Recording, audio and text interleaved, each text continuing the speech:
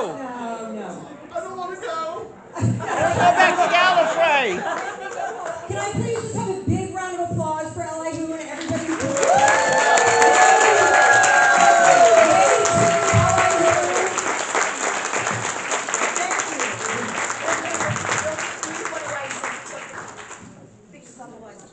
Yeah, too intimate. Yeah. We'd have to get out a blanket to. No, it's not behind the sofa reference. Come on. All right. So, welcome obviously to the Power of the Companions panel. Our finale with the lovely Janet Fielding, of course, Sophia Aldred. Also lovely. Also A lovely one. They each deserve an adjective. Yeah. Yeah. So, right off the bat, I have a question for the both of you. Uh-huh. So, how was your year? Ordinary. Nothing special. Nothing to see. No. She was going to hit me with yes or no answers. I said, oh, you're always good about talking when I ask questions. And I'm like, this time we'll probably just yes, no, which we always love when we interview. Go for A it. bit further away. How about that? Better? Yeah, much How about better. that? Yeah. My dulcet tones were overpowering you. Yeah. And I did mention behind the sofa, before we jump into the Power of the Doctor, though, how many of you are following the box set releases of the Behind the Sofa series? Yeah. You two are so much fun on these. You're watching the Gogglebox, your reaction videos, which, by the way, the reaction video, Gallifrey Gals, this panel is brought to you by, don't forget to go check out their YouTube channel. But reaction videos, as far as this Gogglebox format goes, they've really nailed it with these Behind the Sofas. And your unbridled opinions of the, not only your own shows, but let's say other doctors' shows. Can you talk about how much fun it is to get together and do all that, or is it fun? I don't know what you mean. Oh, come on. It's a lot of fun, isn't it? We have a great time. You may have seen one recently with me and Bonnie. I did one. And it was William Hartnell's second season, I think, or third maybe. It's not out. It's not out. Oh, it's not out yet. Oh, okay. Well, when you see it, but go ahead, tell us about it. there's a piece in it. I think the story's called The Romans, or and there was at one point Bonnie spots that there's I think you saw this as well. There's a soldier, and every time he speaks, his helmet goes up and down like this on his eyebrows. You saw that as well, I think. Did we? Yeah. And every time he came on, his helmet was going like this. And Bonnie started laughing, and then I started laughing at her, laughing at him. And then we are crying with laughter by the end. It was so fun. It was really great. You know that real laughing when you cannot stop. And then every time he came back and his helmet like this, it was really fun. The fun you guys seem to have, it's infectious, isn't it? Yeah. Do you have an appreciation for other doctors that you hadn't seen in episodes before, and you're watching for the first time? I think we're the best, obviously. That goes without saying, right? Obviously. But, you know, they all have their virtues. It's interesting because the classic series, you know, was made with different production values, and it is really funny at times. I mean, who can forget the Mars snake, for instance, in our own series? The Merker. The Merker. I remember landing in the Merker. No, truly. It was like 2 minutes to 10 o'clock, which is, you know, in those days they used to pull the plug, literally, unless they'd been given an overrun. And they hadn't been given an overrun. And so they were going to pull the plug. And I fell over because the Merker was like a pantomime horse, so it was two people inside the costume. And the Merker fell over, and it took me with it. And they painted it very recently, so I was green down one side of my body. And you can see me at the end of, because we've got a minute to finish the scene, we've got a minute to finish the scene, just get up and run. And I'm running side on, so that you can't see I'm green down one side of my body. She was Meglos on one side. I mean, it's just great to watch you guys watching the Doctor and just kind of having a take on it. We appreciate it. But let's talk about here we go. Look at that. Oh, is that it? Yeah. Just keeps coming back to What is it going to be? What does it look like? Oh, I see, those are eyes. Looks like an angry Muppet. You know what? It looks like an angry something else. Yeah, this particular shot might be a little more conducive to, well, it's, we have children in the audience. Let's move on. Going to Power the Doctor now, which we're all excited to talk about. I mean... First things first, okay? How badass were these two?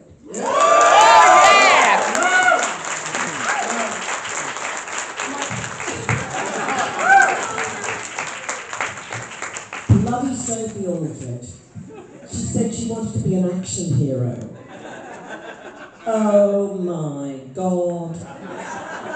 Take after take, running up those damn stairs with the Cybermen firing us. There was some Sophie Australian Vita. expletives used. That is true. It wasn't enough that you had a baseball bat, now you have machine guns. Yeah. Although I have to say that Ms. Fielding told me how to hold the machine gun correctly. Yeah. She said, "Soph, you're holding it wrong." It was great when you Should be two right. bust out the machine guns and you're just letting go. Yeah. At one moment, I just said to myself, no moments like these, it's just great to be alive. Give me another clip. Brilliant. Yeah, It's a blooming good job, though, that those Cybermen can't shoot straight, isn't it? would have been a much shorter special. I think that's because it's difficult to see through the... They should have Yeah, turned there's a away. design issue. But seriously, one of my favorite things about Doctor Who is that just due to the nature of the show, it is anti-ageist. You know, it has to be. Oh, can I tell you something about that? Please. Okay. Tell me things about that. So we're standing around with Jodie Yeah. and Mandip Yeah. and Gemma and you and me, Yeah. and we're setting up for the shot where we kind of looking at the screen and we see the master and all that. And I suddenly looked round and I just said to everyone, "Hey, look at this. There are 5 women in this long scene. Three of us are over the age of 50, and we're not talking about relationships or shopping."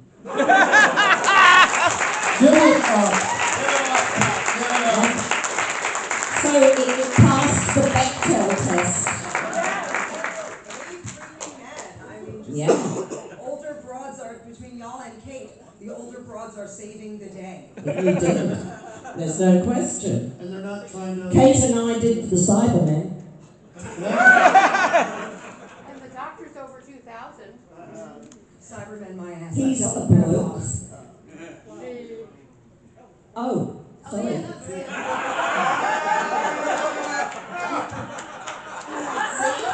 Because I automatically think of Peter. Automatically think of Peter. I think that the only problem with that scene is that obviously we weren't given the memo about the hair colour and cut.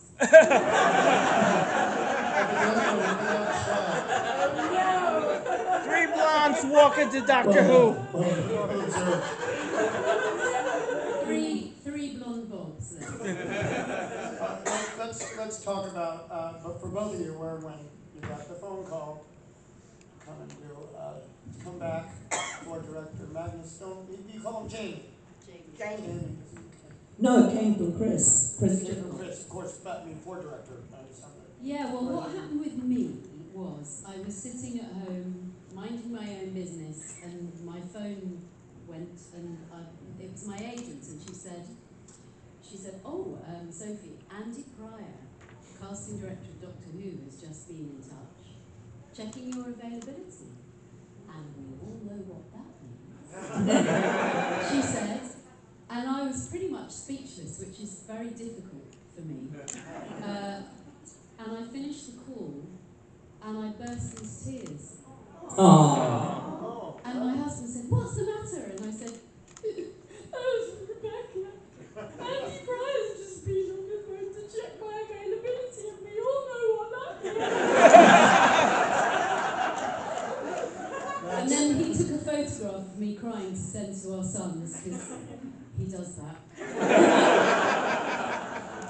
And then I had a Zoom with Chris, and Chris said, he said, "Would you do me the great honour of being in the centenary episode?" I said, "Well, horses wouldn't stop me from being in that episode." And then he said, "What sort of things do you think Ace would be doing now, and what would you like to do?" And I said, "Well, I was cast in Doctor Who because I could ride a motorbike. So I suppose there's no chance of a late middle-aged woman in this day and age with health and safety riding a motorbike, is there?" He said, "I don't think so." So I was kind of like, and then he said, "Well, we can probably only do like a couple of scenes because we've got Dalek, Cyberman, we've got another companion, and he didn't know yet, whether you were going to do it. We've got all these things to fit in, so I don't know how." And I ended up feeling just a little bit disappointed. But then when I went, and I thought, well, it's going to be 2 scenes is better than no scenes. And then I went down to for a costume fitting, and Ray Holman, the wonderful costume designer, I said, "Oh, it's a shame I'm only going to be in a couple of scenes." He said, "Really? That's not the script I've seen." He said, "What about the bit where you jump off the building and parachute down?" And I thought, yes!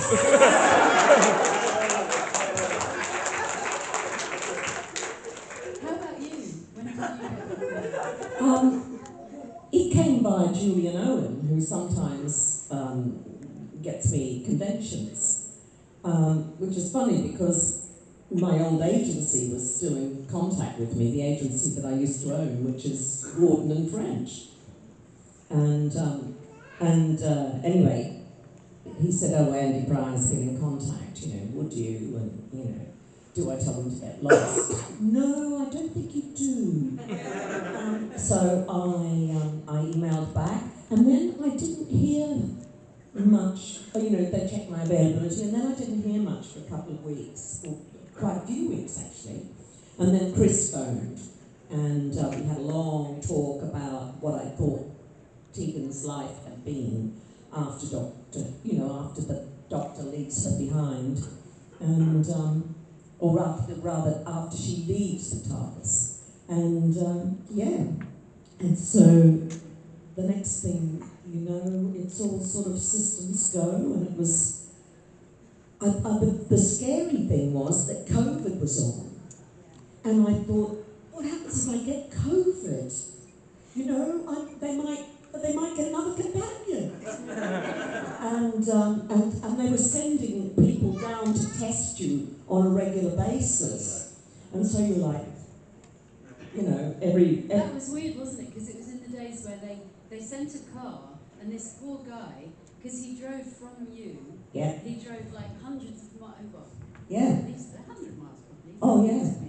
And then all he could do protect all the PPS stuff, and then they couldn't even come in for a cup of tea. So No. we stood on the doorstep, and he, did that. Yeah. He was probably dressed like a Cyberman. And Well, and you found out right then it's not one of those you have to wait. It was a rapid test. You found out right then. No, it went off. It was a PCR. It was a proper PCR test. And there was one day when Jodie's driver tested positive, and Jodie wasn't on set for a couple of days. Wow. So it really was. Yeah, Mandip had one as well. So it was, touch and go. And did you find it was quite strange because everybody apart from us and Gemma and the people who you were actually in the scene with, everybody was all wearing masks. Yeah. And so it was quite weird because I got to know my makeup person, India, really well from her eyes and her hair. Yeah. And then when we had a wrap party, didn't we? Yeah. And we finally got to see everybody without the... And your brain does this weird thing where if you can't see this bit, you kind of make it up. And so India came up to me and said, oh, hello, Sophie. It's nice to... And I was like, who are you? Because I hadn't figured that she looked like that. And Jamie as well, the director. Yeah. So suddenly he took his mask down like that. Oh my God, he's got a moustache. I hadn't imagined that. I went to that rap party dressed as John Nathan Turner.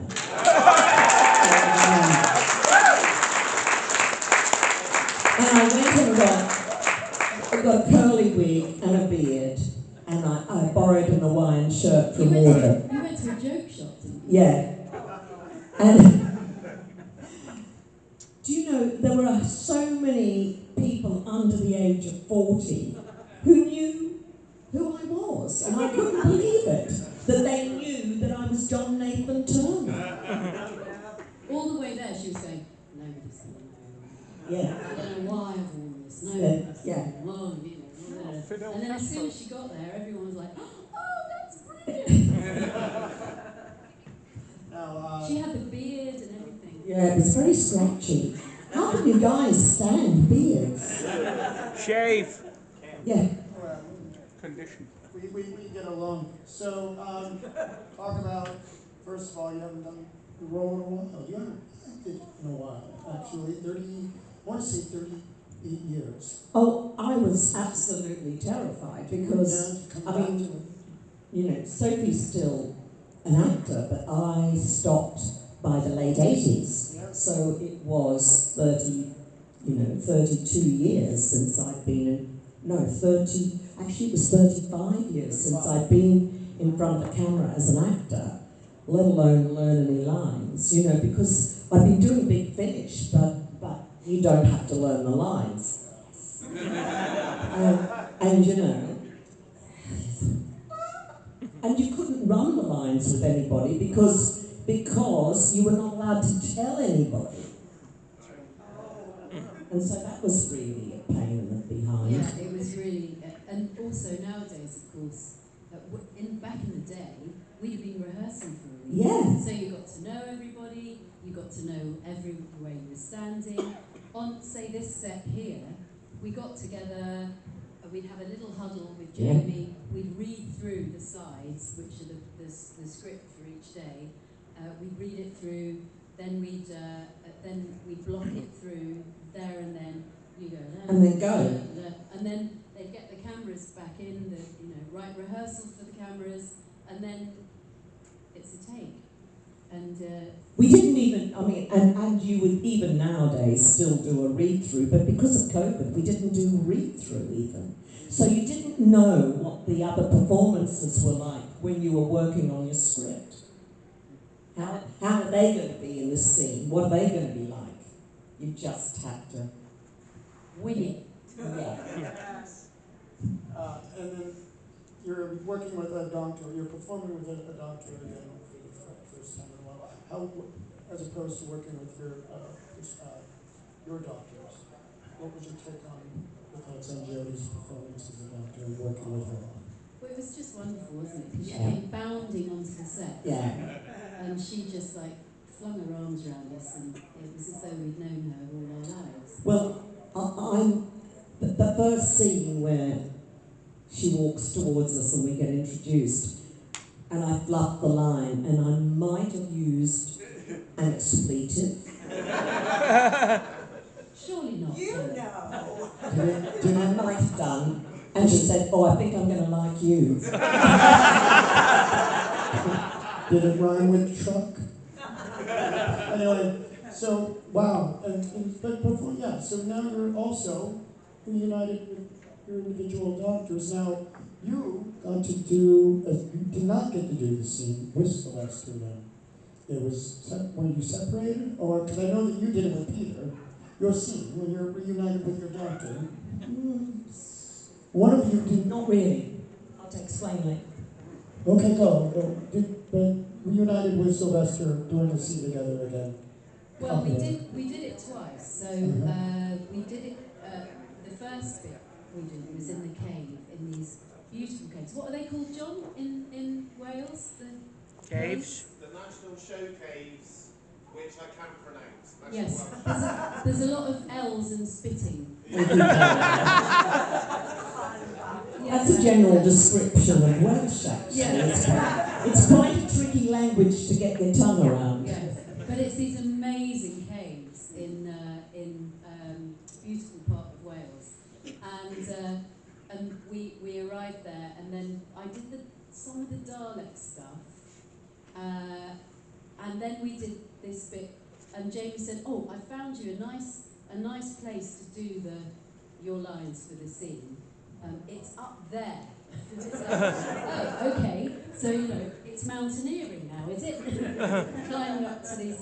And there was just, it was really nice actually, because there was just me and Mark, the cameraman, and there was a lighting guy up there. And then I'd said, would you mind, Jamie, if Barnaby Edwards reads in the lines? Because Barnaby had been in the Dalek. And I thought, well, he's a really good actor, and he could give me the performance that I kind of needed in a way, rather than this, bless him, lovely first assistant director who'd go, "Oh, East, what difficulty?" This sort of Welsh, it didn't quite do the same trick. So he said, "Yeah, of course." So Barnaby was sort of perched on a rock quite nearby, so I could hear him. And the camera was about that far from my face. And it just felt completely right like that. It was great. Only, we did it a few times. Hi. Jamie was really happy with it, and Barnaby thoroughly enjoyed being Sylvester. And then, I can't remember how many days later, or maybe a week or so later, Sylvester was due to go down to the studio and do his lines on the green screen. And they said, would you come down and read the lines in? Because it was the night, I think it was the day of the party, wasn't it? So I was coming down anyway. And so yes, I went down, and it was just fantastic, because there was Sylvester standing just opposite me in his costume. And it was freezing in the studio. I was in my coat and my hat, but he was there, and we both were just like, oh, this is amazing to be doing this together on screen. And then I found out later from Chris Chibnall, who sent me some photographs of that. He said that not only he was standing watching the monitor, but loads of people had come to watch us together, and there were some tears shed apparently. Because when I heard it was done on green screen, I would assume that you guys had done it separately, so you went, and that's a great story. Well, they got us in to read, so Peter wasn't there the day I did my scene. I'd forgotten that, to be honest, but that was because, I think I explained the other day, for those of you who were here, my godson had phoned at 3 o'clock in the morning to tell me that his father had died, and his father had been a friend for 40 years, so, so I was kind of in a bit of a daze that day, and it was, in my case, the AD who did the reading, so we... Brave heart. Yeah. Brave heart. Yeah. So, and I did do it later with Peter. I read in for Peter much later, because Peter wasn't available. He was working elsewhere on the Larkins, I think. And, so